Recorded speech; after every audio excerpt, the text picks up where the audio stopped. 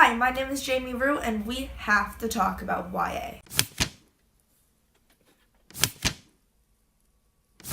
Okay, so if you've been watching my channel for however long you've been watching my channel, you will probably know that most of what I read is YA books. That's probably true of most booktubers, actually. We mostly read YA books because that's what's popular. I'm not one of those people who are like, oh, it's mainstream, so I can't read it or listen to it or watch it. If there are a lot of people reading or listening or watching or hyping something up, I'm assuming that it's for a reason. On top of that, I just like YA books, or I used to at least, and that's what this video is kind of about. I have been in a reading slump for about 2 years now, honestly. This has been going on. I know I've been posting videos of things I read, but that's because I have an obligation to read. You know, this is like, it's not my job because I don't really make money off of this, but this is what I do. I read out of obligation and not for fun a lot of the time now, and that's not great because reading used to be my main pastime. Reading used to be like the thing that I loved to do more than anything. I hate it when people say that they're growing out of YA because it makes me feel like because YA is this thing that you need to grow out of, like it's a phase. You know, when people used to say, oh, it's a phase, you'll grow out of it, like that bothers me. It implies that YA is not good enough. It implies that there's a problem with it or that it's immature or something like that. And I guess on some levels, at some points, it can be. But overall, there are good books in YA. I just can't find them. And maybe that's a reflection on how the industry is right now. Maybe that's just a reflection on like my shortcomings. But I don't really know how to fix the fact that I can't read any of the things that I used to be into. I met Sarah J. Maas for like 2 seconds at BookCon, and she was so nice, and I told her that I thought that she was the best in YA right now because I think her writing is very, very good. But, you know, her new book came out a while back, Tower of Dawn, and I picked it up, and I was reading it, and it's just, you know, when you pick up a book and you have this level of apathy, and you're just like, I don't care about whatever this is about. Like, I don't want to read it. I don't want to get past the first chapter. And that was really disheartening because I like Sarah J. Maas books, right? Hi, future editing Jamie here. I just thought it was important to mention because I didn't in the video when I filmed it. Rick Riordan books. I've been reading them, every single one that's come out since I was in 6th grade. I have not read the last 2 books in the Magnus Chase series, and I just think that proves everything that I'm trying to say in this video, that I'm sick of reading the same thing. And I don't mention Rick Riordan's books in this video because he does write a very specific thing, but I'm also very sick of writers just writing the same thing over and over again, which is what I feel like Rick Riordan is doing. So I just wanted to throw that in there too.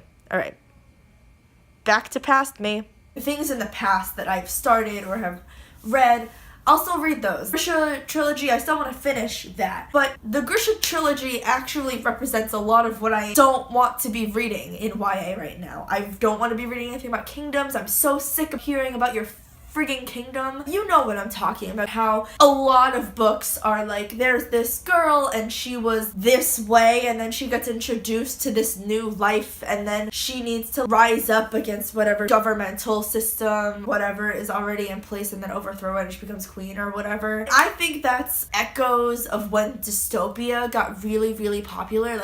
That's exactly what happens in Hunger Games. Katniss Everdeen is this girl who lives in District 12, and then she volunteers for the Hunger Games, and then everything gets turned upside down, and there's like this revolution, and they take over, and she doesn't become a queen, but she becomes a symbol of change. You know, that happens in the Divergent series, which is another dystopia. It just keeps happening, and it's not even always necessarily a girl. Look at the Legend trilogy. The thing I described that happens in the Court of Thorns and Roses, that happens in Throne of Glass, that's also what happens in like the Grisha trilogy. That's kind of what happens in basically the description of Three Dark Crowns, which is normally something that I totally would have been into back like 2 years ago, but you know, I'm not back 2 years ago. Hunger Games brought about this revolution of this happening, right? Before that was something like Twilight brought about paranormal romance. Clearly didn't invent it, but made it like really, really mainstream for people to write paranormal romances, and that's where things like Hush Hush or the Vampire Academy, you know, stuff like that. That's where that kind of stuff came about, and I miss that, honestly. I don't want to be reading so much of what is coming out and so much of what I have learned to love, and it's just so frustrating to find something that I want to read. It's actually like impossible. I wasn't ever really the biggest contemporary person. Clearly, I still like a lot of contemporaries. Jenny Han, 10 out of 10. John Green, 10 out of 10. Rainbow Rowell, 10 out of 10.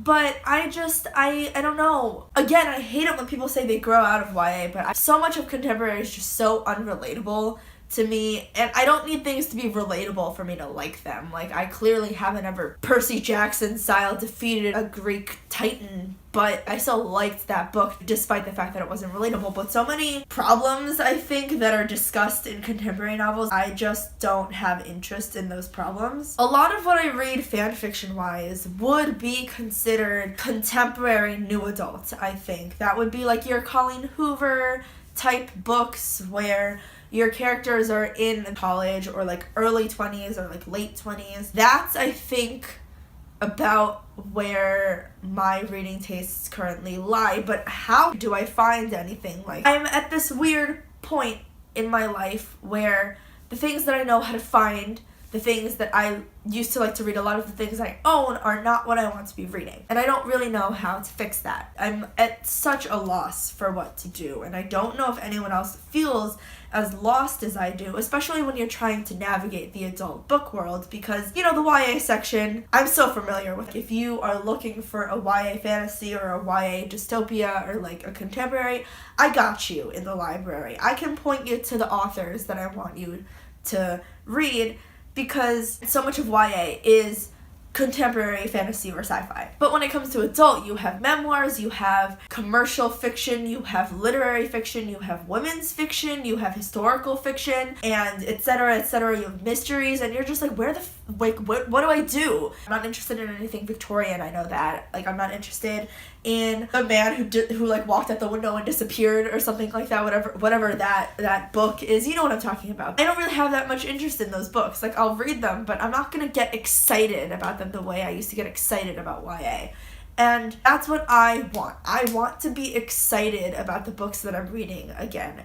If anyone else feels this way, if anyone has tips, comment down below. We'll talk about it, because this is something that has been on the forefront of my mind for the better part of 2 years, and I would like to be done with this phase of my life. So I'm gonna go, and hopefully I'll find a solution to this problem. Alright, bye!